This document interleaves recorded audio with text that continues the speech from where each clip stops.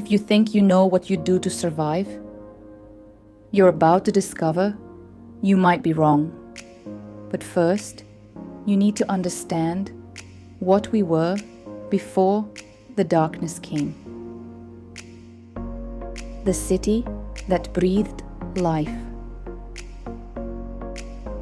My morning routine was always the same. Wake at 6, brew tea in the little kitchen I shared with my sister Anna, then walk 15 minutes to the textile factory, where I worked the early shift. Leningrad pulsed with life in those days before September 1941. 2.5 million people called our city home, and we moved through our days like blood through healthy veins, purposeful, steady, alive. The Nevsky Prospect bustled with shoppers every afternoon. Women in their best coats browsed the department stores, picking out fabric for winter dresses they'd never get to sew. Children chased each other through the summer garden, while their mothers gossiped on benches, complaining about the usual things: rising prices, difficult neighbors, husbands who forgot anniversaries. These conversations seem so innocent now, so beautifully ordinary. Anna worked as a teacher at elementary school number 43. She'd come home every evening with stories about her students. Little Pavel, who couldn't stop drawing airplanes. Katya, who read books meant for children twice her age.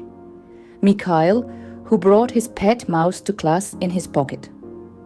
My sister planned their autumn lessons with the same careful attention she'd given to the spring and summer terms. She bought new chalk, organized her classroom, prepared reading lists for parents. The future felt certain then, measurable in lesson plans and homework assignments. I remember the exact taste of our Sunday dinners: roasted chicken with potatoes, black bread still warm from the bakery down the street, tea sweetened with real sugar. Anna and I would sit at our small wooden table, planning the week ahead. She'd grade papers while I mended clothes or read the newspaper aloud. The war felt distant then, something happening to other people in other places. We heard the reports from the front, but they seemed abstract, unreal. The first whispers started in late August. My friend Vera mentioned seeing more military trucks than usual on the roads leading out of the city. Her husband worked at the railway station and noticed unusual train schedules. Cargo trains heading west, loaded with machinery instead of the usual goods. But we told ourselves these were just precautions, temporary measures, while the army dealt with problems far from our doorstep. Then came September 8th, 1941. I was at the factory when the bombing started. The sound hit us first, a deep rumble that seemed to come from inside the earth itself. Through the factory windows, we watched black smoke rise from the direction of the food warehouses. The Badayev warehouses, where the city stored most of our winter supplies, burned for hours. The smoke carried a sweet, sick smell that I'd never smelled before and hoped never to smell again. By evening, we understood. The Germans had surrounded us completely. No trains in or out. No trucks carrying food from the countryside. No ships bringing supplies from other cities. Leningrad had become an island, cut off from everything that kept it alive. The radio announcements used words like temporary situation and strategic position, but I felt something cold settle in my stomach that had nothing to do with the coming winter. Anna tried to stay optimistic during those first weeks. She continued teaching, though half her students stopped coming to school as families sent their children away or kept them home out of fear. She still prepared lessons, still graded assignments, still talked about the spring term as if it would arrive on schedule.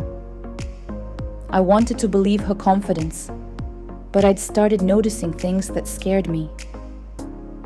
The bread lines grew longer every day. People who used to nod politely at their neighbors now watched each other with suspicious eyes, calculating who might be taking more than their fair share. I heard arguments break out over portions that looked unequal, accusations that someone had cut in line or bribed the clerk. These weren't bad people.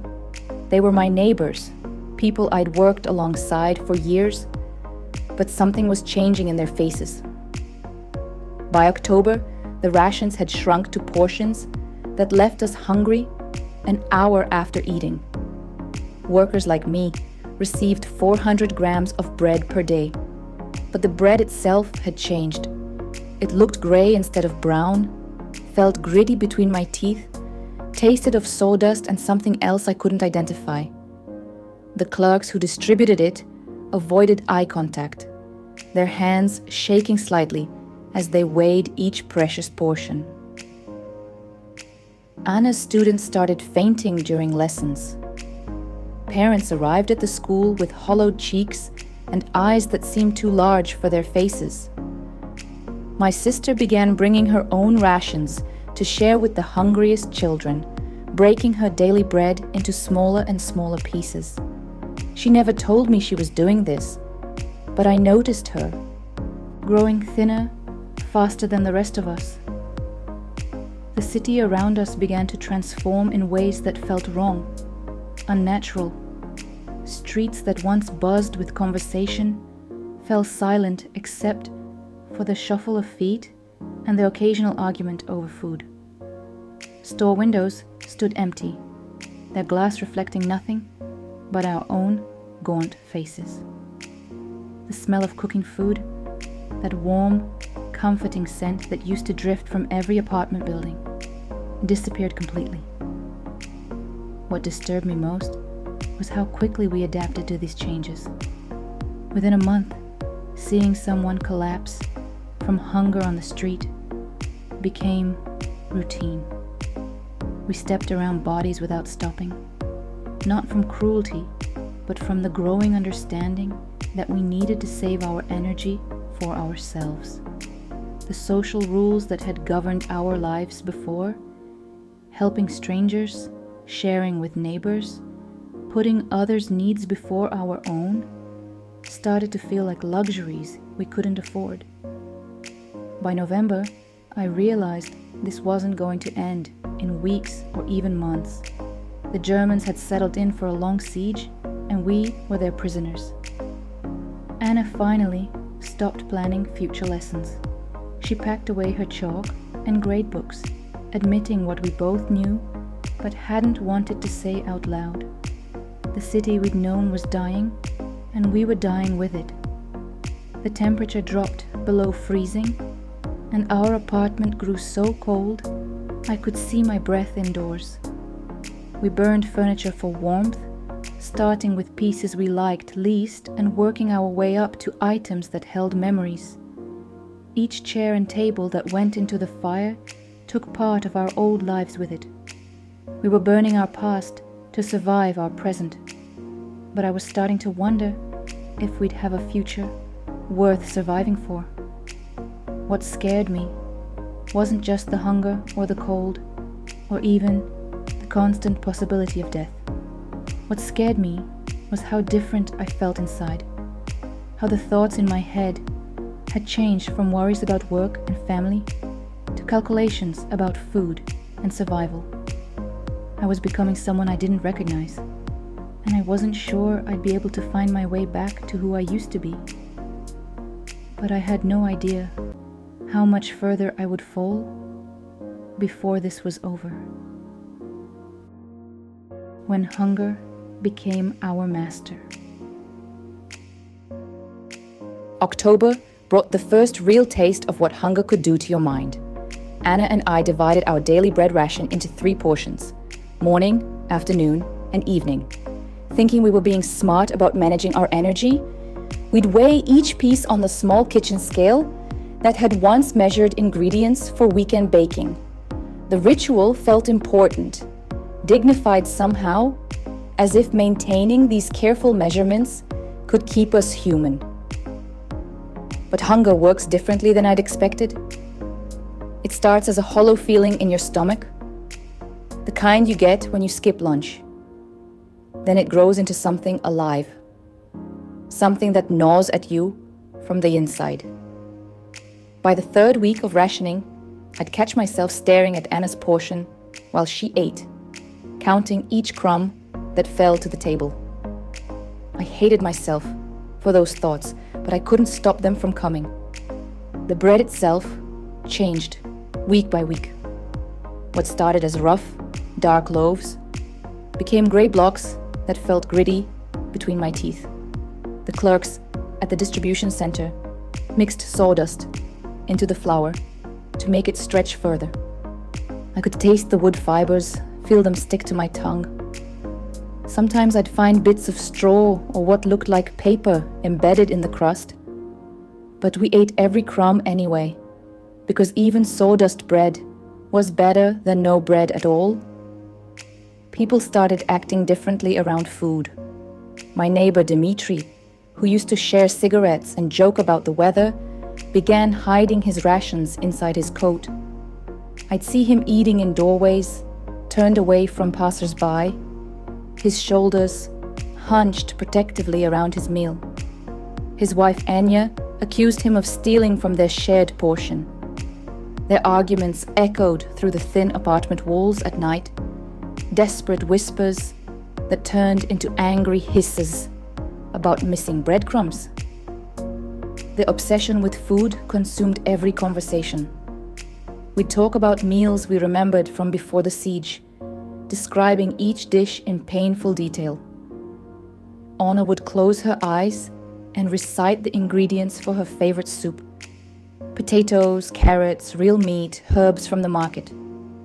These conversations felt like torture, but we couldn't stop ourselves. Food had become our only currency, our only topic, our only hope and despair. I started noticing how people walked differently. The hungry walk has a particular rhythm, slower, more careful, like each step requires planning. We'd pause at corners to catch our breath, lean against walls to rest muscles that had forgotten how to carry us properly. My reflection in shop windows showed a stranger with hollow cheeks and eyes that looked too large for my face. But the worst part was watching it happen to Anna, seeing my vibrant sister fade into this fragile shadow. By November, traditional food sources had vanished completely.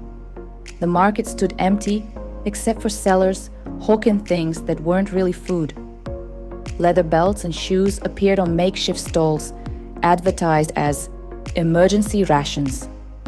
I watched people haggle over strips of wallpaper paste, packets of library glue, anything that might fill the constant ache in their stomachs. The smell of boiling leather drifted from apartment windows, a sour, chemical scent that made me gag, even though my stomach cramped with hunger.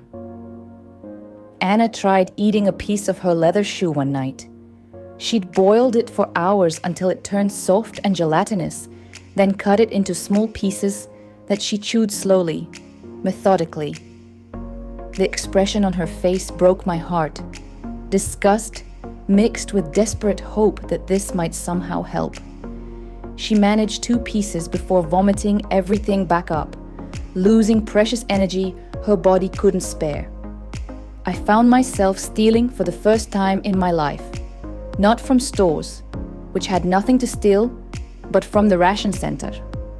While the clerk weighed my portion, I'd palm a few loose crumbs from the counter, pressing them into my pocket.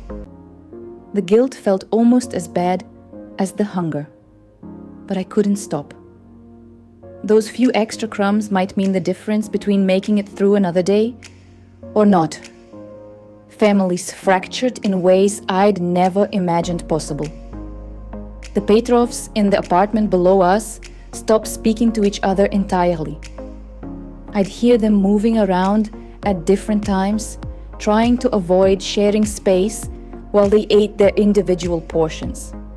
Their teenage daughter, Mila, started trading her mother's clothing for extra food, selling family heirlooms to black market dealers who operated in the ruins of bombed buildings. The social rules we'd lived by our entire lives crumbled within weeks. People stopped saying please and thank you at the ration centers. Why waste away energy on politeness when every word cost precious calories? I watched neighbors who'd been friends for decades fight over positions in bread lines, accusing each other of cutting in front or receiving larger portions. The clerks stopped trying to mediate these disputes, their own faces gaunt and desperate. Children adapted fastest to the new reality. They developed games around hunger, pretending to cook elaborate meals with empty pots and imaginary ingredients. But even their play had an edge of desperation. I heard 10-year-old Sasha teaching his younger brother how to spot hidden food, how to tell if someone was holding back part of their ration. These weren't normal childhood lessons. By early December, something new entered our conversations. Whispers about people who'd found alternative food sources, people who seemed to be managing better than the rest of us. At first, these whispers carried hope. Maybe they'd discovered a hidden stockpile or found a way to get extra rations. But the tone of these conversations carried something darker, a hesitation that made my skin crawl. Old Mrs. Kozlova lived 3 floors up from us. She'd been bedridden since October, too weak to come down for her rations. Her son collected her portions along with his own. But by December, we stopped seeing him in the bread lines. The strange thing was, he didn't look any thinner than the rest of us. If anything, he seemed to have more energy, more color in his cheeks. Anna and I started noticing the smell first. Something cooking in their apartment that didn't smell like the leather and glue broth the rest of us survived on. It smelled rich, almost like real meat. We told ourselves it couldn't be what we were starting to suspect. But the smell kept coming, and Mrs. Kozlova's son kept looking healthier, while the rest of us wasted away. The first time I heard someone say the word out loud was December 10th. Marina, who worked at the hospital, whispered it to her friend in the bread line ahead of me. "They found bodies in the morgue," she said, her voice barely audible. Someone had been taking pieces. I felt my stomach turn over, not from disgust, but from something worse. A terrible understanding that hunger had finally pushed some of us past the last line we'd thought we'd never cross. That night, I lay awake listening to the sounds from upstairs, wondering what Mrs. Kozlova's son was really cooking and whether I was strong enough to keep judging him for it. The whispers that froze our blood. December 13th, 1941. I remember that date because it's when the whispers started, and once you heard them, you couldn't unhear them. The temperature had dropped to 20 below zero, and people were dying in the streets faster than the city could collect the bodies. But the whispers weren't about the cold or even the bombing. They were about something else entirely. Something that made my blood freeze in ways the weather never could. It started with Marina from the hospital. She worked in the morgue, helping prepare bodies for the mass graves we'd started digging in the frozen ground. That morning, she pulled me aside at the bread line, her eyes darting around to make sure no one else could hear. Her voice shook when she spoke, barely louder than the wind. "They found 9 bodies," she whispered. 9 bodies that had been tampered with. She couldn't say the word out loud, but I understood what she meant. Someone had been taking pieces. The way she said, tampered with, made my stomach turn. These weren't bodies damaged by bombing or violence. Someone had deliberately cut away parts, carefully and methodically. Marina described finding bodies in the morgue with missing sections of muscle, removed so precisely that it looked like the work of a butcher. But this wasn't random vandalism or desperation for medical supplies. The missing pieces were all from areas that would provide the most meat. Word spread through the city, like smoke through a burning building. You couldn't see it happening, but suddenly, everyone knew. Conversation stopped mid-sentence when strangers walked past. People huddled together in doorways, sharing information in voices so quiet I had to strain to hear. The number wasn't staying at 9. Within 3 days, Marina reported 2 more cases, then 3 more. By December 23rd, just 10 days after the first report, 13 separate incidents had been documented. The mathematics of desperation terrified me more than the acts themselves. 9 cases in 1 day meant this wasn't the work of a single disturbed person. This was multiple families, multiple individuals, all crossing the same unthinkable line at roughly the same time.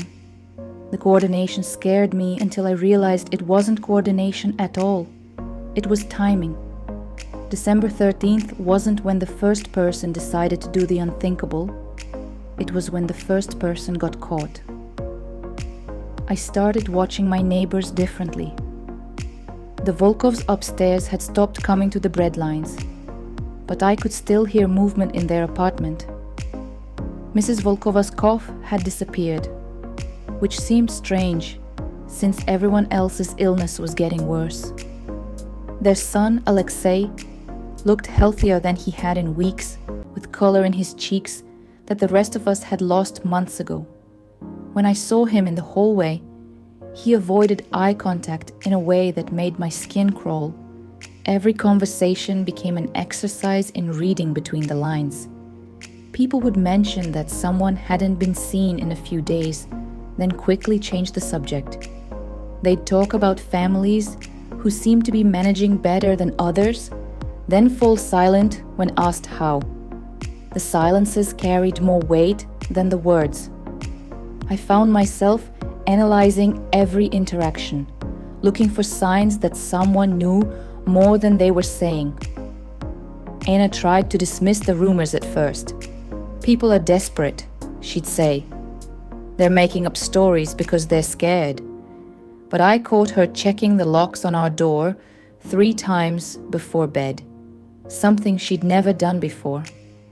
She started eating her rations facing the wall, protecting her food with her body in a way that suggested she no longer trusted even me completely. The whispers created their own kind of hunger, not for food, but for information. Who was involved? How many people knew? Were there signs we should be watching for?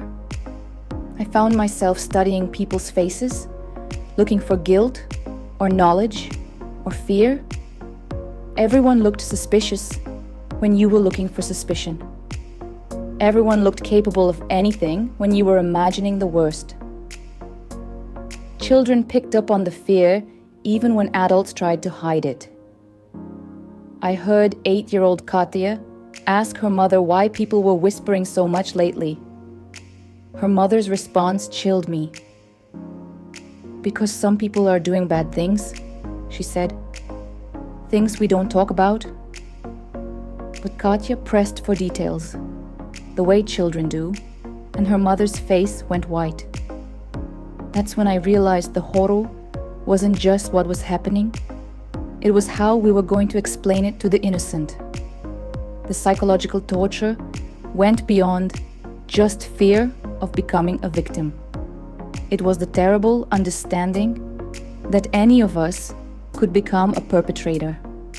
I'd catch myself looking at Anna when she slept, noticing how thin she'd become, wondering how long she could survive. The thought would flash through my mind before I could stop it. What if she died first? What if I was alone with her body and no other food? These thoughts horrified me, but I couldn't make them stop coming. Trust became impossible. I started hiding small portions of my bread ration, not from hunger, but from paranoia. If someone was desperate enough to cut up corpses, what would stop them from killing for a living person's food? I began timing my trips to the communal bathroom, making sure I was never alone in the hallways. The building felt different, charged with a new kind of danger that had nothing to do with German bombs. The most disturbing part was how normal everyone tried to act. People still said good morning in the hallways. They still discussed the weather and complained about the rations. But underneath these ordinary conversations, we were all thinking the same terrible thoughts. We were all wondering who among us had already crossed the line and who would be next. Then came the details that made everything worse. Marina eventually told me what the NKVD files actually contained. The 9 cases weren't strangers preying on strangers. They were family members. Mothers who had smothered their 18-month-old children to feed older siblings. Men who had killed their wives to provide meat for their sons and nieces. These weren't random acts of violence. They were calculated decisions made by people trying to save the family members they thought had the best chance of survival. That realization changed everything. The monster we were all afraid of wasn't hiding in the shadows or breaking into apartments. The monster was inside our own homes, inside our own families, inside ourselves. It was the voice that whispered about impossible choices and unthinkable solutions. It was the part of us that was already doing the math, already deciding who was most likely to survive. The authorities knew this was just the beginning. They'd started investigating, documenting, preparing for what was coming next. But their response would bring its own kind of terror to our already broken city. The hunters among us. By winter's peak, I learned to recognize them, the ones who had stopped looking hungry while the rest of us wasted away. Their faces held color when ours had turned gray. Their movements carried energy when we shuffled like ghosts through the frozen streets. At first, I thought they'd found hidden food stores, or maybe received extra rations through connections. But the truth was so much worse than anything I could have imagined. Viktor Petrov lived 2 buildings down from us. Before the siege, he'd been a thin man who worked as a clerk at the railway office. By January 1942, while the rest of us had shrunk to walking skeletons, Victor looked almost healthy. His cheeks weren't hollow like mine and Anna's. His eyes didn't carry that desperate hunger that marked every other face in our neighborhood. When I passed him in the street, he'd nod politely, but something in his expression made my skin crawl. He looked satisfied in a way that didn't match the reality around us. I started noticing patterns in how these people moved through the city. They didn't frequent the bread lines as much as the rest of us, claiming they were too sick to stand in the cold. But they weren't bedridden either. I'd see them walking the streets at odd hours, usually alone, always watching. Victor would appear near the building where old Mrs. Fedorova lived by herself.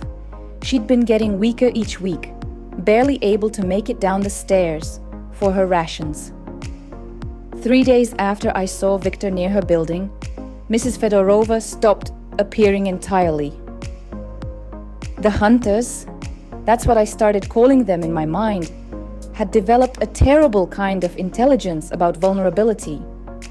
They knew which apartments housed elderly people living alone. They tracked which families had lost members to bombing or starvation. They watched for children who'd been orphaned, people too weak to fight back, anyone who wouldn't be missed immediately if they disappeared. I witnessed Viktor's approach with 12-year-old Sasha, whose parents had died in December. The boy was trying to survive on his own in their apartment, too proud to ask neighbors for help. Viktor started bringing him small gifts, a piece of soap, some matches, once even a small portion of what looked like real meat. Sasha's face lit up with gratitude each time. Viktor was grooming him, building trust, making himself seem like a savior. The calculation behind this kindness terrified me more than outright violence would have. The methods they used revealed a chilling level of planning. These weren't desperate people acting on impulse. They studied their targets, learned their routines, identified the safest times and places to act. Viktor would offer to help carry someone's rations up the stairs, positioning himself alone with them in empty stairwells. He'd volunteer to check on sick neighbors when their families were away, gaining access to apartments where people lay helpless. Anna refused to believe what I was seeing at first. "You're paranoid," she'd whisper when I shared my suspicions. "People are just trying to survive."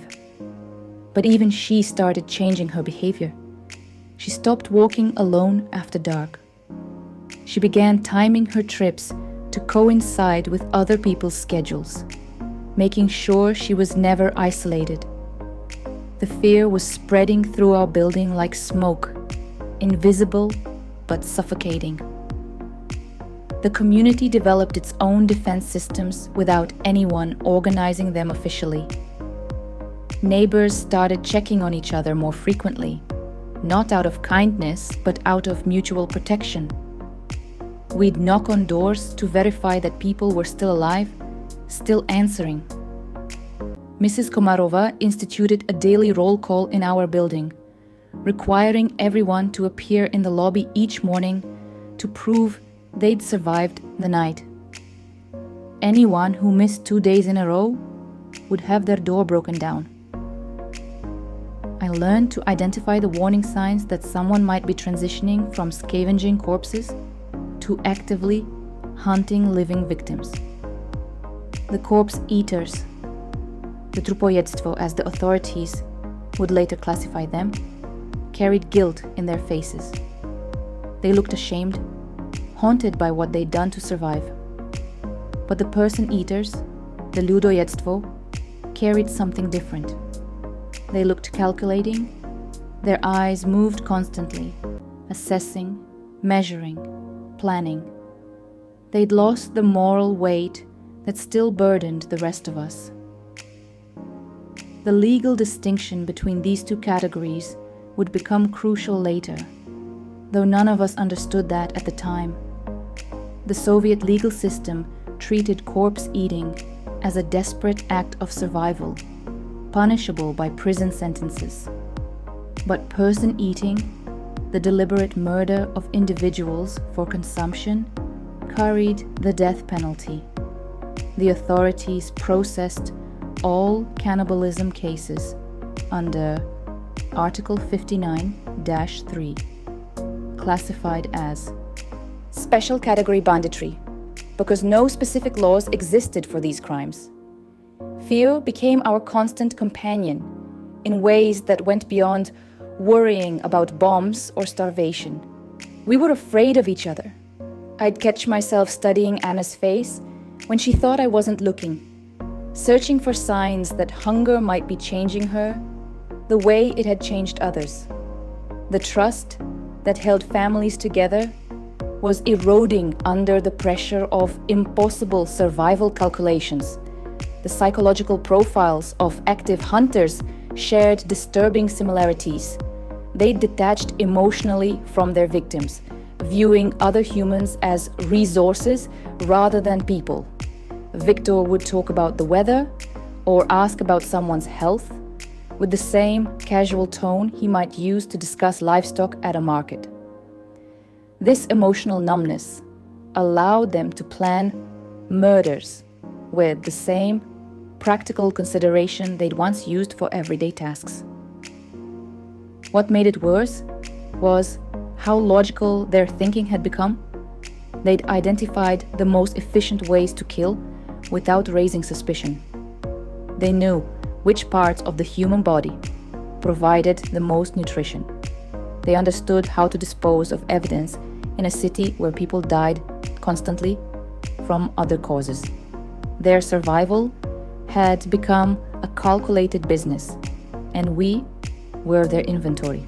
The authorities eventually caught some of them, including Victor. I watched from my window as NKVD officers dragged him from his building in February 1942. His face showed no remorse, just irritation at being interrupted. Later, we learned he'd killed at least 6 people, including Mrs. Fedorova and young Sasha. The tribunal sentenced him to execution, while his wife, who'd only consumed the meat he brought home, received 10 years in prison. But Victor's arrest didn't end our fears. We'd learned that anyone could become a hunter under the right circumstances. The line between victim and predator was thinner than we'd ever imagined. Trust was a luxury we could no longer afford, even with family members. Every interaction carried the possibility of violence. Every moment of weakness was a potential target for someone calculating enough to exploit it. The hunters had shown us something about human nature that I have never been able to forget. Under extreme pressure, some people don't just break down, they adapt in ways that make them more dangerous than the original threat. They become something new, something that looks human, but operates by completely different rules.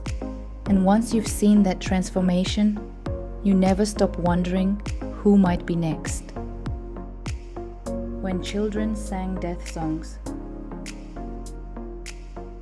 Nothing prepared me for the day I heard a 6-year-old singing a nursery rhyme about eating babies and realizing she understood exactly what she was singing.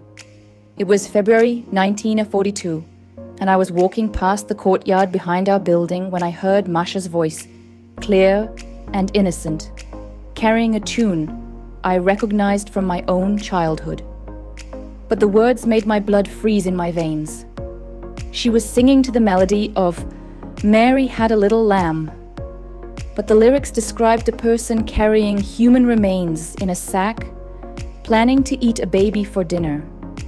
The worst part wasn't the words themselves, it was how naturally she sang them, how the other children nodded along as if this was perfectly normal playground entertainment. These weren't accidental words or confused phrases. Masha knew exactly what she was singing about, and she wasn't disturbed by it. I stood there listening, my mouth hanging open as more children joined in. They'd created an entire collection of these songs, each one more horrifying than the last. One described cooking different body parts to familiar tunes. Another told the story of a family choosing which child to eat first, sung with the same cheerful rhythm we'd once used for counting games. The children's voices blended together in perfect harmony, creating a soundtrack to hell that would haunt my dreams for decades. The adaptation wasn't random or accidental. These children had taken the cultural forms they knew best, nursery rhymes, counting songs, lullabies, and transformed them into tools for processing trauma. They couldn't understand the horror of cannibalism through adult reasoning, so they made it familiar by fitting it into childhood frameworks. The familiar melodies made the unthinkable concepts manageable, turning nightmare into something they could sing about without breaking down completely. I watched 7-year-old Pavel teach the songs to his younger sister, patiently correcting her pronunciation when she got the gruesome details wrong. He showed her how to clap along to the rhythm, how to emphasize certain words for maximum effect. This wasn't children playing at being scary. This was children genuinely trying to help each other cope with witnessing things no child should ever see. The psychological impact on us adults was devastating. Hearing these innocent voices sing about human flesh and family murder stripped away whatever remaining illusions we had about protecting childhood from the siege's horrors. We'd failed completely. The children weren't just witnessing the breakdown of civilization. They were adapting to it, creating new cultural norms that accepted cannibalism as a natural part of their world. Anna broke down crying the first time she heard the songs. She'd been trying so hard to maintain some sense of normalcy for the children in our building, still attempting to organize little lessons and games. But these songs proved that normal childhood development had ended months ago. The children were processing trauma in ways that would have been impossible for previous generations to imagine. I started noticing how rapidly the children were maturing in other ways. 8-year-old Kolya had taken responsibility for his bedridden grandmother, calculating her rations and managing their household supplies with the efficiency of an adult. He'd learned to recognize the signs of approaching death, knowing when to prepare for the practical realities of disposing of a body. His grandmother wasn't dead yet, but he was already planning for it. The children developed their own survival strategies that showed disturbing sophistication. They learned to identify which adults might be dangerous, which neighbors to avoid, how to hide food from potential thieves. They created warning systems among themselves, developing codes to communicate when they spotted someone who might be hunting for victims. These weren't games. They were military-level intelligence operations run by children. The songs became more complex as the siege continued. The children added verses about specific neighbors, incorporating real events from their daily lives. They'd sing about Mrs. Petrova's mysterious cooking smells, about why certain families had stopped appearing in the bread lines. The songs served as a form of community memory, preserving information that adults were too scared to discuss openly. I realized the children were using these songs as psychological armor, creating emotional distance from horrors they couldn't control. By singing about cannibalism, they were taking control of their fear, making it smaller and more manageable. The songs allowed them to acknowledge the reality without being crushed by it. They were protecting their minds by making the nightmare familiar. The breakdown of normal child development was complete. These children had lost the luxury of innocence, of believing that adults would protect them from the world's dangers. They'd learned that parents could choose to kill one child to save another, that neighbors could become predators, that survival sometimes required abandoning every moral principle they'd been taught. But the songs also revealed something remarkable about human resilience. Despite witnessing unimaginable horror, these children were still trying to find ways to cope, to adapt, to survive, psychologically as well as physically. They were creating new cultural forms to help them process experiences that had no precedent in human history. The melodies themselves became triggers for memory. Years later, I'd hear someone humming, "Mary had a little lamb," and immediately feel sick, remembering Masha's voice singing about eating babies. The children had permanently contaminated these innocent songs, turning childhood comfort into adult nightmare. The cultural damage extended far beyond the individual trauma. I watched parents struggle with how to respond to these songs. Some tried to forbid them, but the children would sing them anyway when adults weren't around. Others pretended not to hear, unable to face the reality of what their children had become. A few parents actually encouraged the songs, recognizing that this might be the only way their children could process the trauma without completely breaking down. The songs spread through the city like a virus, jumping from building to building as children shared them with each other. Every neighborhood developed its own variations, adding local details and specific references. The children had created a citywide network of trauma processing, sharing coping mechanisms across the entire siege population. By spring 1942, hearing children sing about cannibalism had become as normal as hearing adults discuss ration distributions. We'd all adapted to this new reality where innocence was a luxury no one could afford. The children's songs were just another symptom of how completely our world had changed. The authorities eventually noticed these songs and began using them in their own psychological warfare.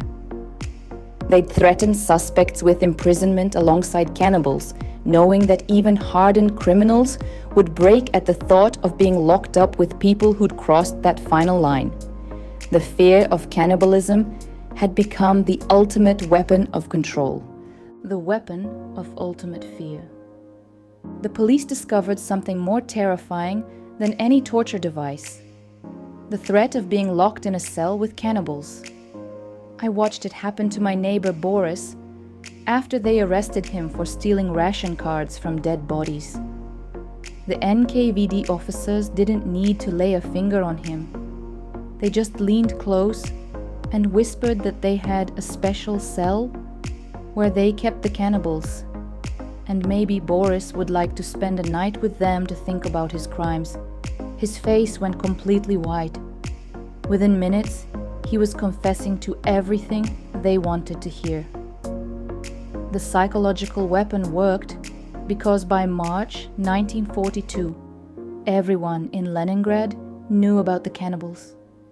We'd all heard the stories, seen the arrests, watched neighbors disappear under suspicious circumstances.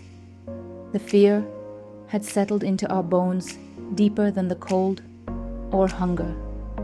People would rather face execution than be trapped in a room with someone who'd crossed that line. Death was preferable to becoming someone else's next meal. I saw the technique used again during a mass arrest in our district. The NKVD had rounded up dozens of people suspected of black market trading, cramming them into a basement holding area that reeked of unwashed bodies and fear. The interrogator, a thin man with dead eyes, would call suspects up one by one. Most refused to talk initially. Black market trading carried serious sentences, but not death. Then he'd make his threat. "We have 3 cannibals in cell 7, he'd say quietly. "They haven't been fed today. Maybe you'd like to join them while you think about your answer." The confessions came immediately. Grown men who'd survived months of bombing and starvation broke down completely at the thought of being trapped with cannibals. They'd admit to crimes they hadn't committed, implicate friends and family members, promise anything to avoid that fate. The interrogator barely had to raise his voice. He'd just mentioned cell 7, and suspects would start talking so fast their words tumbled over each other. What made the threat so effective was that everyone understood it wasn't just intimidation, it was a real possibility. The authorities actually did keep cannibals in special segregated cells, away from other prisoners. I heard about these conditions from a guard who drank at the same illegal tavern where I sometimes traded for extra food. He described cells where the cannibals were chained to walls, fed minimal rations, watched constantly to prevent them from attacking guards or each other. Even hardened criminals begged not to be housed near these sections. The segregation wasn't just for other prisoners' safety.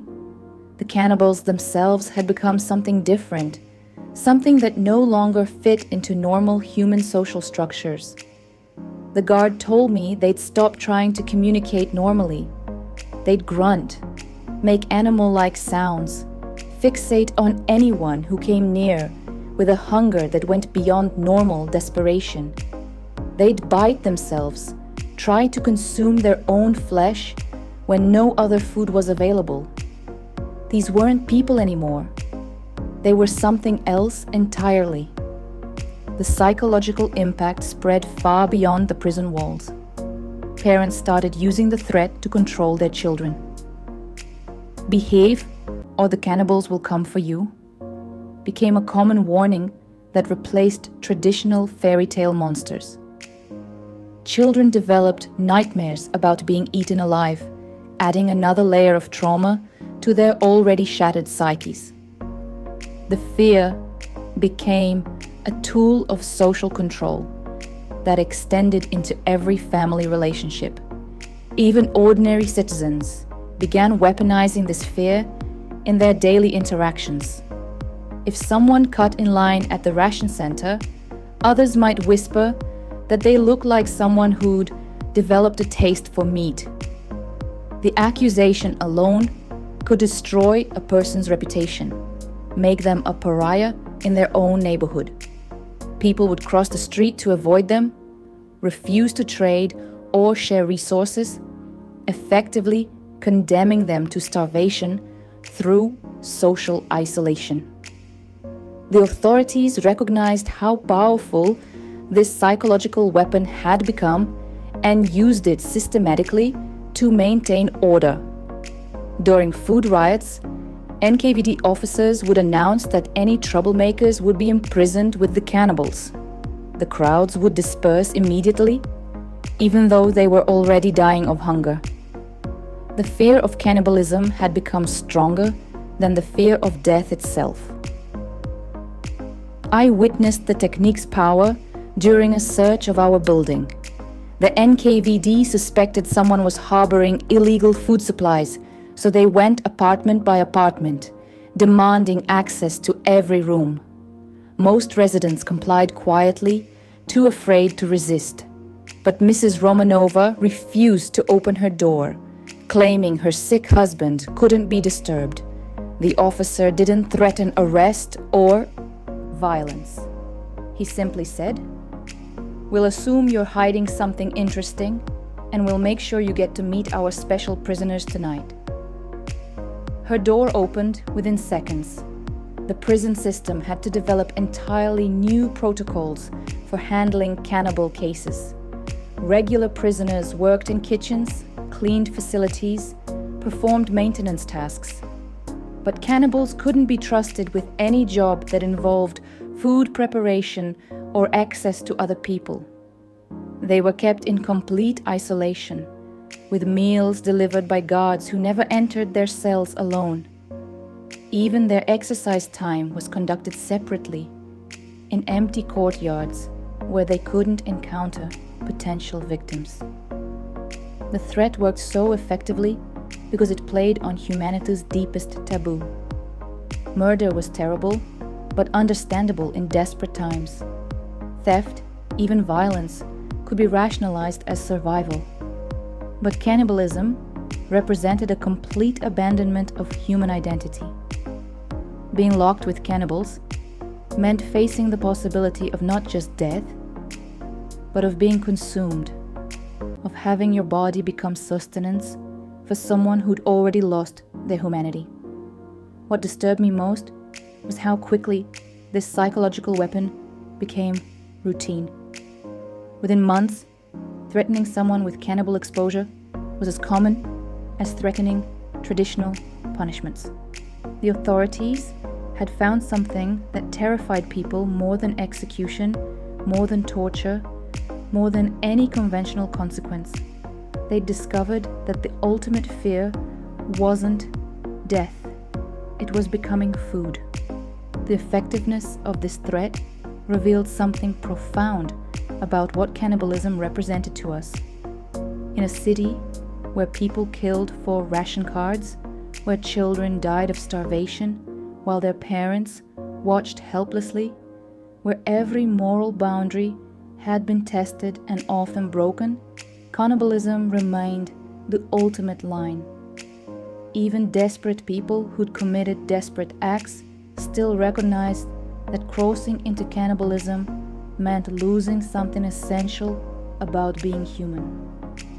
This psychological weapon showed how completely the siege had warped our society.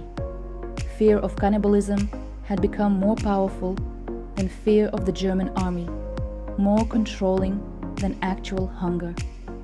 The authorities had weaponized our deepest revulsion, turning it into a tool that could break anyone instantly.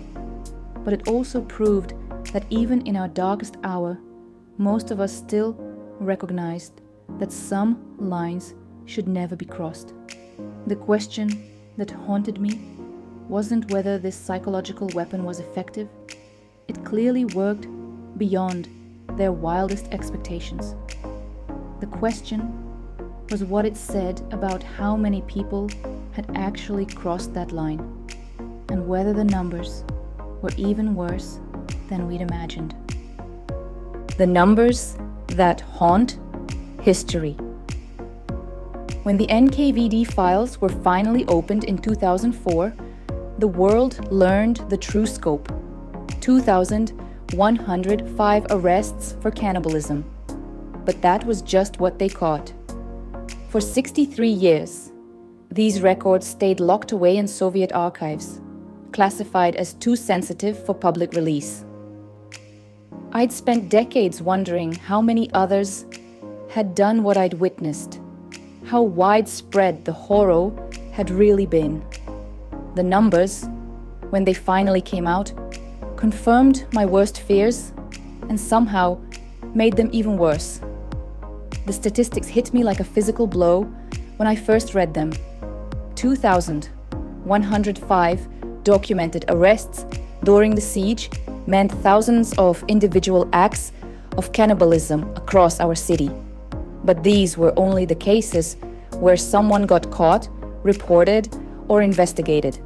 How many others had managed to hide their crimes?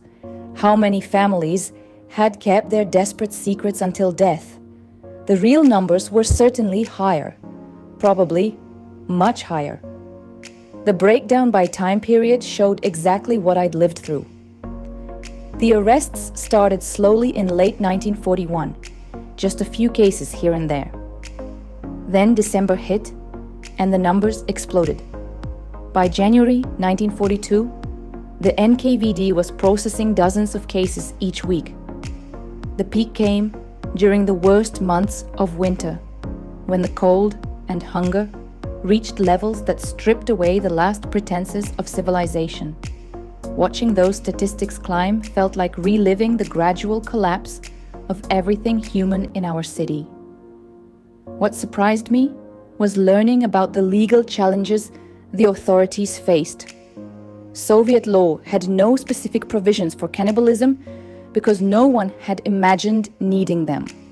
The prosecutors had to get creative, charging everyone under Article 59-3 for special category banditry. The classification felt almost absurd. Calling cannibalism banditry was like calling a hurricane a strong breeze. But the legal system had to adapt to crimes that had never existed before, in their experience. The investigation methods revealed how systematic the authorities became at tracking these cases.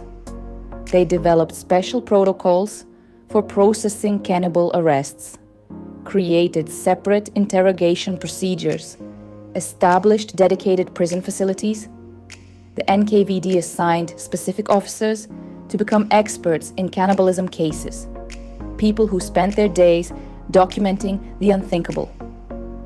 I can't imagine what those jobs did to the investigators' minds, having to catalogue horror as routine paperwork.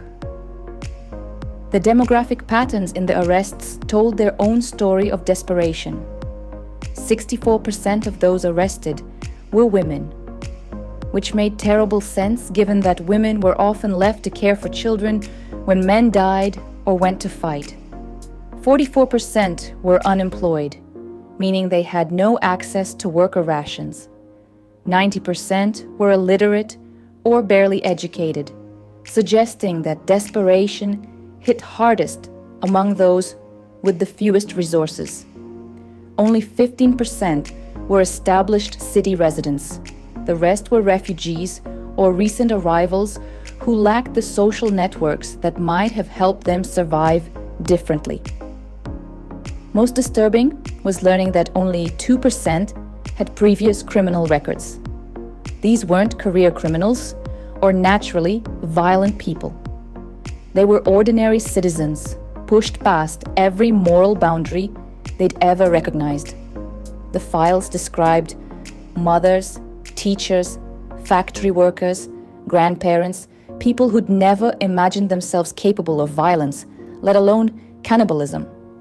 The siege hadn't just starved our bodies, it had revealed possibilities within human nature that none of us wanted to acknowledge. The legal distinction between corpse eating and person eating became crucial for sentencing. Trupojedstvo, consuming already dead bodies, usually resulted in prison sentences. Ljudojedstvo, actively killing people for consumption, meant execution. The courts recognized different levels of moral culpability, understanding that scavenging corpses represented desperate survival, while murder for meat represented something far worse. But both categories appeared in those files, with numbers that still make me sick. Cases occurred more frequently in outlying districts than in the city center, revealing how geography affected survival chances. The outer neighborhoods had less access to official rations, fewer connections to black market networks, less protection from authorities. Desperation concentrated in areas where help was hardest to find. The statistics mapped out how isolation and poverty created perfect conditions for the unthinkable. But the numbers also revealed something that gave me hope, even decades later.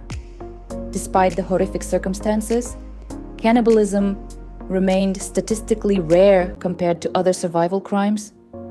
Murder for ration cards proved far more common, with 1,216 such killings in just the first 6 months of 1942. People were more likely to kill for someone else's food than to kill for the food of their flesh. The distinction mattered more than I can explain.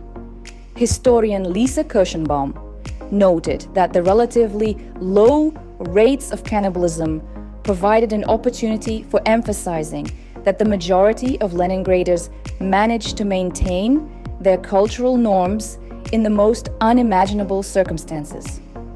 Reading those words felt like vindication for something I'd believed but couldn't prove. Most of us had held the line. Most of us had chosen to starve rather than cross that final boundary. The comparison between cannibalism and ration card murders revealed the complex moral landscape we'd navigated. Stealing someone's food meant they would die, but it didn't require consuming their flesh afterward. Even desperate people seemed to recognize gradations of horror, choosing crimes that preserved some shred of human dignity, even while committing acts they'd never have imagined before the siege. Understanding the true scope helped me process my own experiences differently. the horror I'd witnessed wasn't unique to my building or my neighborhood. It had spread across the entire city, touching thousands of families, creating traumas that would echo for generations. But it had also been contained within limits that proved something remarkable about human resilience. The statistical reality was both worse and better than I'd feared. Worse because the numbers were so much higher than anyone had admitted during Soviet times. Better because they proved that even under the most extreme conditions imaginable, the vast majority of people had maintained their humanity.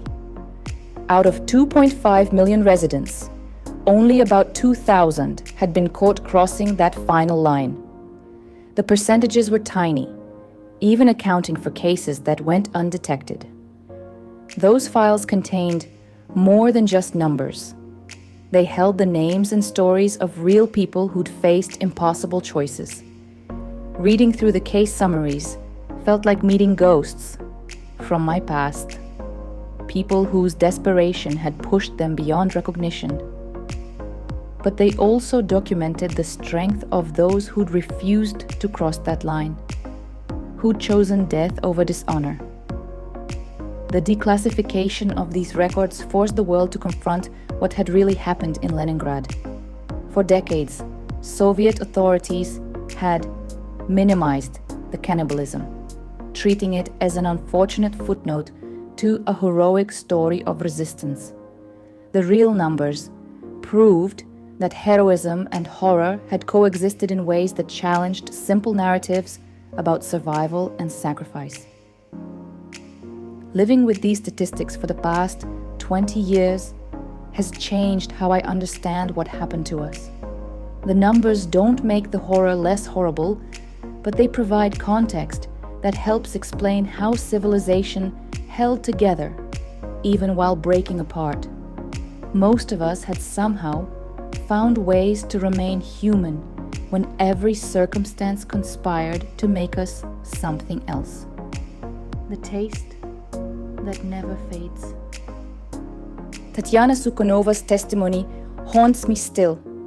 She described the sweet taste of human flesh she unknowingly consumed, and how that memory never left her. I met Tatyana in 1987, 46 years after the siege ended. She was an elderly woman then, living alone in a small apartment filled with photographs of family members who hadn't survived. When she told me about that taste, her voice dropped to a whisper, and her hands started shaking. The way she described it made my stomach turn, not because of the horror of what had happened, but because of how vividly she still remembered every detail. She'd been 8 years old when her mother served her what she called the good meat. Her family had been starving for months, surviving on sawdust bread and whatever scraps they could find. Then her mother came home one day with fresh meat, real meat that smelled rich and wonderful when it cooked. Tatyana remembered how excited she felt, how her mouth watered as the smell filled their tiny apartment. She ate every bite her mother gave her, savoring the sweetness, the way it satisfied her hunger in a way nothing had for months. The revelation came after the war, when Tatyana was old enough to understand the conversations she overheard between adults. Her mother had traded family jewelry for meat from a neighbor who'd found alternative sources. The sweet taste that had seemed like salvation became a nightmare that followed Tatyana for the rest of her life. She told me she couldn't eat meat for decades afterward without tasting that sweetness again, without wondering what she was really consuming. This kind of inadvertent consumption created trauma that proved impossible to process normally. Tatyana wasn't the only one carrying these sensory memories. I knew other survivors who'd unknowingly eaten human flesh as children, fed by desperate parents who couldn't bring themselves to tell their kids the truth. The taste memories stayed with them like scars, triggered by ordinary meals that should have brought comfort instead of horror. The guilt consumed survivors in ways that outsiders couldn't understand. Tatyana blamed herself for enjoying that meal, for asking her mother for seconds, for feeling grateful instead of horrified. She carried shame for something she'd done as a starving child with no knowledge of what was happening.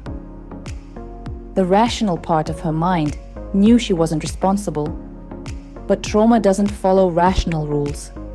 It creates emotional logic that traps people in cycles of self-blame and horror. Food became a permanent source of anxiety for many survivors. Tatyana developed what doctors would now recognize as an eating disorder, swinging between periods of refusing food entirely and compulsive overeating when memories overwhelmed her. She'd inspect every piece of meat obsessively, searching for signs that might reveal its true nature. Restaurant meals terrified her because she couldn't control the preparation. Even decades later, she kept detailed journals documenting everything she ate, as if written records could provide the certainty her traumatized mind couldn't find. The hypervigilance extended beyond food into every aspect of daily life. Tatyana startled at unexpected sounds, convinced that danger was always lurking just out of sight. She avoided crowds because too many people triggered memories of the siege's desperation. Simple social situations became minefields where innocent comments about hunger or food could send her spiraling into panic attacks. Her trauma had rewired her brain to see threats everywhere, even in safety. Intrusive memories haunted survivors in ways that made normal life almost impossible. Tatyana described sudden flashbacks triggered by cooking smells, the sound of knives cutting meat, even the sight of people eating with obvious enjoyment. These memories didn't fade with time. They seemed to grow more vivid, more detailed, more emotionally devastating. She'd find herself back in that tiny apartment, 8 years old again, eating meat that tasted impossibly sweet, while her mother watched with eyes full of secrets. The shame of survival itself added another layer of trauma. Tatyana felt guilty for living when so many others had died, guilty for the choices her family had made to keep her alive, guilty for not understanding the true cost of her survival until it was too late to matter. She wondered constantly whether she deserved to live after what she'd consumed, whether her very existence was built on something too horrible to justify. Sharing these experiences proved nearly impossible for most survivors. Who could understand the specific horror of discovering you'd eaten human flesh as a child? Who could provide comfort for trauma that seemed too extreme for normal human comprehension? Tatyana told me I was the first person she'd ever told the complete story to, and she was in her 70s by then. The isolation of carrying these secrets added psychological damage on top of the original trauma. Many survivors developed what medical professionals now recognize as complex post-traumatic stress disorder. The symptoms included flashbacks, severe anxiety, and emotional numbness that could last for decades. Tatyana experienced all of these, plus symptoms specific to her particular trauma. She couldn't trust her own senses, couldn't rely on her memories, couldn't feel safe in her own body. The siege had ended, but the war in her mind continued every day. Professional help was virtually non-existent for siege survivors in Soviet Russia. Mental health services were limited, and discussing trauma from the siege was politically sensitive. Survivors like Tatyana were expected to be grateful for their survival, to celebrate their resilience, to contribute to the heroic narrative of Leningrad's resistance. There was no space for processing the complex guilt and horror that many carried. They suffered in silence, their trauma unrecognized and untreated, but some survivors found ways to process their experiences that helped them continue living. I met an elderly woman who'd been 11 during the siege, who'd killed a cat with an axe on her birthday after her mother and sister died from starvation. Decades later, she surrounded herself with cats she'd adopted, caring for them with obsessive devotion. She painted a self-portrait entitled, "We Have to Live After All," showing herself as a skeleton chopping up the cat, but also showing her choice to keep living despite carrying unbearable memories.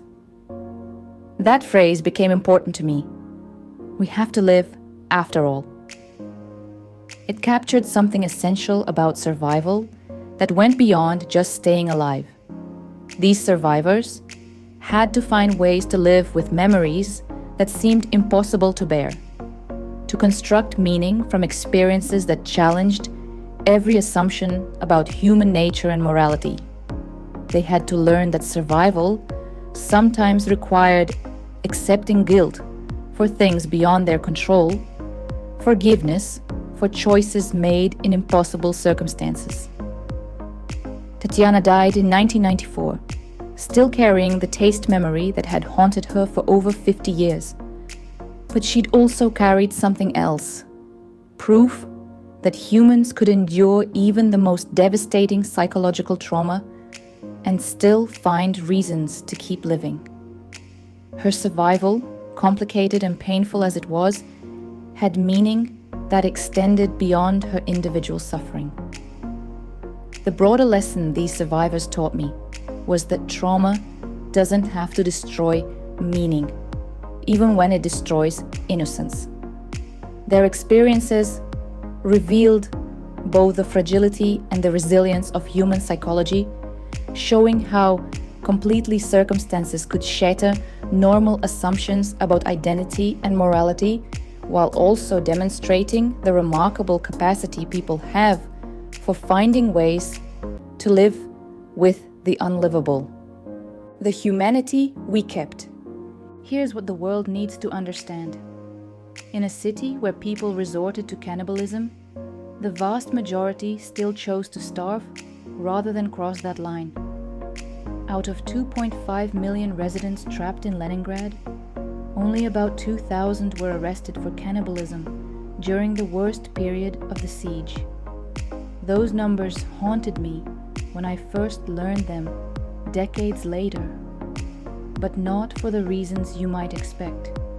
They haunted me because they proved something remarkable about human nature that I'd always hoped was true, but had been afraid to believe. The statistics revealed a truth that challenged everything the horror had taught me about what people become under extreme pressure. Murder for ration cards proved far more common than cannibalism. In the first 6 months of 1942 alone, 1,216 people were killed for their food cards. People were more willing to steal someone else's sustenance than to consume human flesh. Even in our darkest hour, most of us recognized gradations of horror. We maintained boundaries that separated desperate survival from complete moral collapse. What kept the majority of us human wasn't strength or virtue in any heroic sense. It was the stubborn persistence of ordinary social structures that refused to die even when everything else was dying around us. The textile factory, where I worked, became more than just a place to earn larger rations. It became a community that held each other together through shared purpose and mutual dependence. Factory workers received better food allocations, but more importantly, We had access to electricity, medical clinics, and teams that helped repair our clothes and maintain basic dignity. These factories served as mutual support centers where workers genuinely looked after each other's welfare. When someone collapsed from hunger during a shift, others would share their rations without being asked. When families lost members to bombing or starvation, co-workers would quietly redistribute resources to help survivors continue. The factory became our extended family, creating bonds that made it impossible to view each other as potential food sources. We were invested in keeping everyone alive because our survival depended on functioning as a group. Community support systems emerged organically throughout the city, proving that cooperation remained stronger than competition even under the worst conditions. Neighbors shared food and firewood, despite having almost nothing themselves. Anna and I participated in informal networks where families took turns caring for each other's children, ensuring that if adults died, the children wouldn't be left completely alone. These arrangements weren't formal or organized by authorities. They developed naturally because people recognized that individual survival was impossible without collective effort.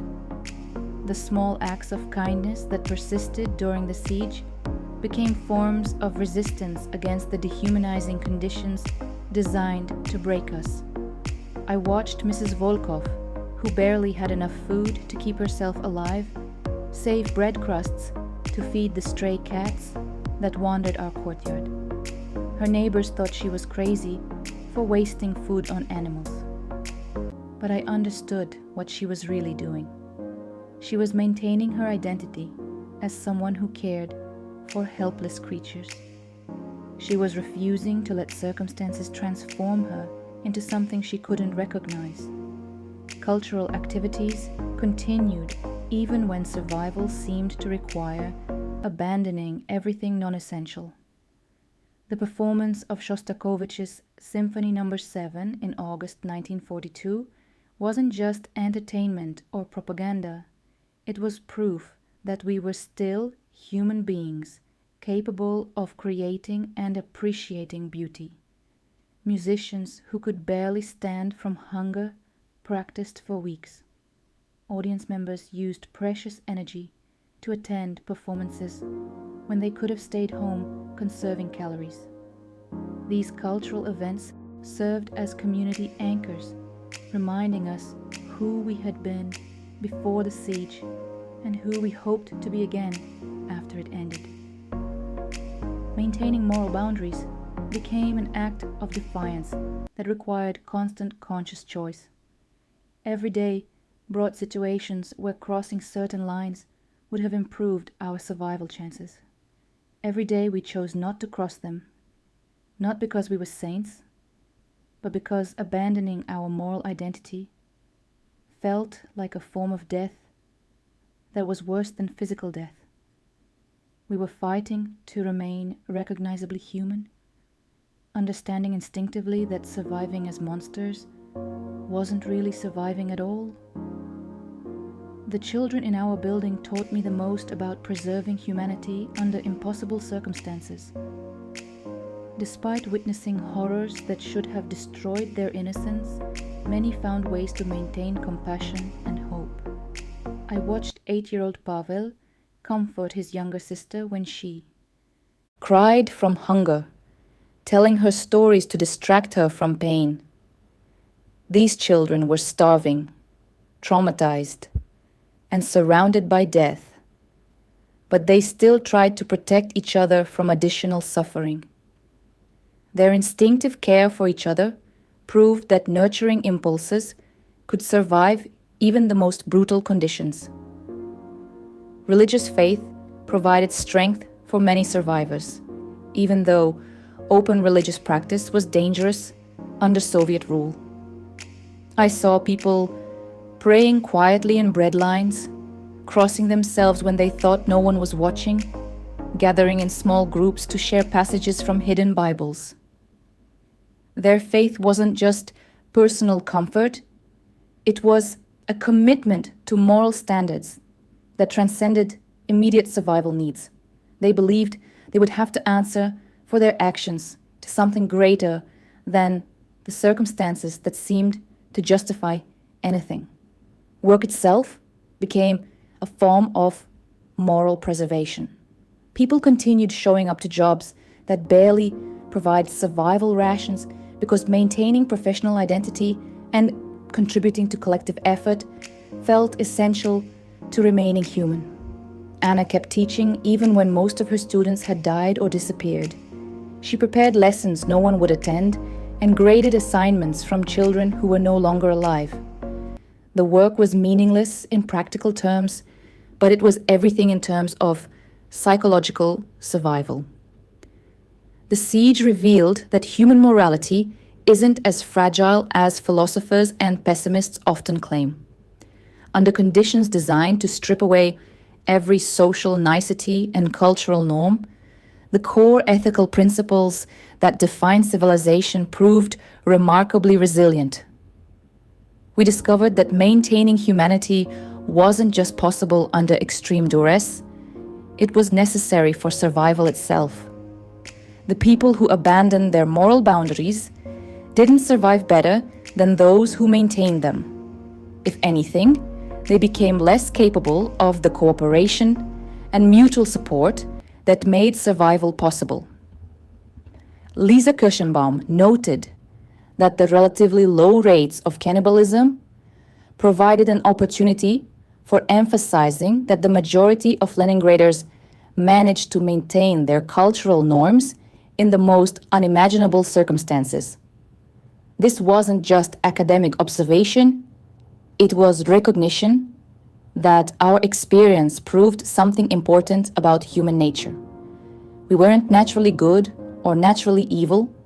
We were naturally social creatures whose survival depended on maintaining the bonds and boundaries that held communities together. The horror and the humanity coexisted in ways that didn't cancel each other out. The existence of cannibalism didn't negate the kindness. The persistence of kindness didn't minimize the horror.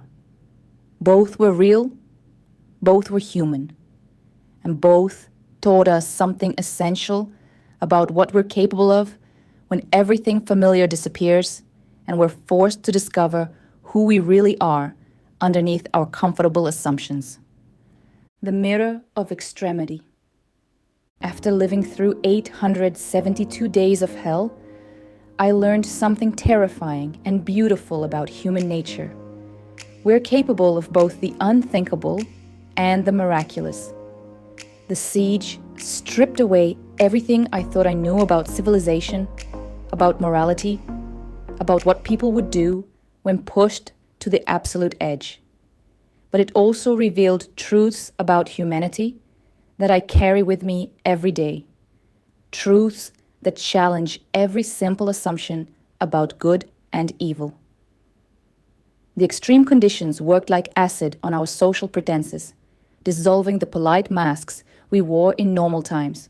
When you're starving, when death surrounds you, when every day is a struggle just to stay alive, you discover who you really are underneath all the comfortable lies.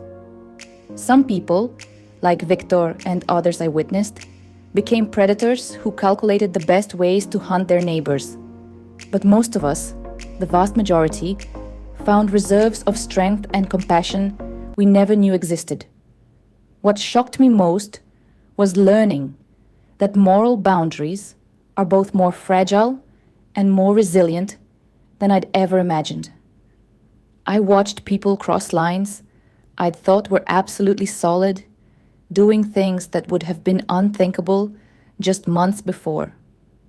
Mothers smothering children to feed their siblings, neighbors killing for ration cards, families eating leather and glue to survive another day. These boundaries that seemed so permanent proved to be surprisingly breakable under the right pressure. But the flip side, amazed me even more. For every boundary that broke, 10 others held firm. For every person who crossed into cannibalism, thousands chose to starve instead. For every family that fractured under the pressure, others found ways to support each other that went beyond anything they'd done in peacetime. The same extreme conditions that pushed some people into horror also pushed others into extraordinary acts of kindness and sacrifice. The siege became a mirror that reflected back our deepest capacity for both darkness and light. I saw myself in both sides of that reflection. I remember the moment I stole breadcrumbs from the ration counter, breaking a moral rule I'd followed my entire life. I remember the shame and the desperate justification, the way hunger made theft feel not just acceptable, but necessary. But I also remember sharing my last piece of bread with Anna when she was too weak to stand, giving up calories I needed because I couldn't watch my sister waste away. This dual nature wasn't unique to me. Every survivor I've spoken with over the decades carries similar stories. Moments when they did things they're ashamed of, alongside moments when they did things they're proud of. The siege didn't make us into saints or monsters. It made us into fully realized human beings who had to confront every part of our nature, both the parts we wanted to acknowledge and the parts we preferred to ignore. Carrying both trauma and wisdom forward became the burden and the gift of survival. The trauma never fully healed. I still can't hear certain sounds without remembering, still can't look at bread without calculating how long it might last. But the wisdom shaped everything about how I understood life afterward. I learned that civilization isn't a permanent achievement, but a daily choice. I learned that moral courage isn't about never being tempted to do wrong, but about choosing right, even when wrong would be easier. The children who survived carry this dual legacy most clearly. They witnessed horrors that should have destroyed their innocence, created songs about cannibalism that still make me shiver, but they also showed resilience that proved the human spirit's incredible capacity for adaptation and healing. That 11-year-old who painted "We Have to Live After All" captured something essential about survival that goes beyond just staying alive. It's about finding meaning in the midst of meaninglessness, hope in the midst of despair. Understanding what the siege taught me about human nature changed how I see every person I meet. I know now that we all carry potential for both extraordinary kindness and unthinkable cruelty. The circumstances of our lives determine which potential gets activated, but both exist within every human heart. This knowledge could have made me cynical or fearful, but it had the opposite effect. It made me more compassionate, because I understand how close we all are to our breaking points. The siege proved that while humans can be pushed to horrific acts, the majority will choose to preserve their humanity even unto death. Out of 2.5 million people trapped in that hell, only about 2,000 crossed the line into cannibalism. Those numbers mean something profound about who we are as a species. They mean that even under the most extreme conditions imaginable, most people will choose to remain recognizably human rather than survive as something else. This doesn't minimize the horror of what some people did or excuse the choices made by those who crossed moral boundaries, but it provides context that helps us understand what those choices meant. The siege wasn't just about individual survival, it was about the survival of human values, human relationships, human identity itself. most of us chose to die as humans rather than live as something we couldn't recognize. The mirror of extremity reflected back both our capacity for evil and our capacity for transcendence. Yes, we're capable of eating each other when pushed far enough. But we're also capable of sharing our last crumb with a stranger, of maintaining dignity when dignity seems pointless, of preserving hope when hope seems impossible. The siege revealed the full spectrum of human potential, and the remarkable thing was that more people chose the light than chose the darkness.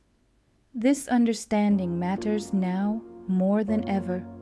We live in a time when people seem convinced that civilization is fragile, that humans are naturally selfish, that moral boundaries are just social constructs that disappear under pressure. The siege of Leningrad proves all of these assumptions wrong. Civilization held together even when everything else collapsed. Most humans chose compassion over cruelty, even when cruelty would have improved their survival chances. Moral boundaries proved more resilient than anyone expected.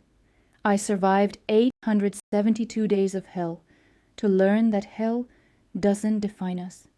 How we respond to hell defines us. The siege taught me that we're not naturally good or naturally evil. We're naturally human, which means we're capable of both. The choice between good and evil isn't made once and then forgotten.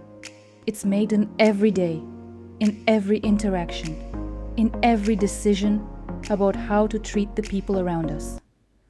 What I witnessed in Leningrad wasn't just a historical tragedy. It was a revelation about the human condition that applies to every person alive today. We all face moments when we must choose between our immediate needs and our long-term values, between our survival and our humanity. The siege survivors proved that most of us, when faced with that choice, will choose to remain human. The siege ended over 80 years ago, but its lessons about human nature remain more relevant than ever in our uncertain world. I've spent decades thinking about what those 872 days revealed about who we really are when everything familiar disappears. The horror was real, but so was the humanity that most people managed to preserve even in hell. I want you to think about your own moral boundaries. What would you do if you were starving? If your family was dying? Not to judge yourself, but to understand yourself. Because knowing our capacity for both darkness and light might be the only thing that prepares us for whatever comes next.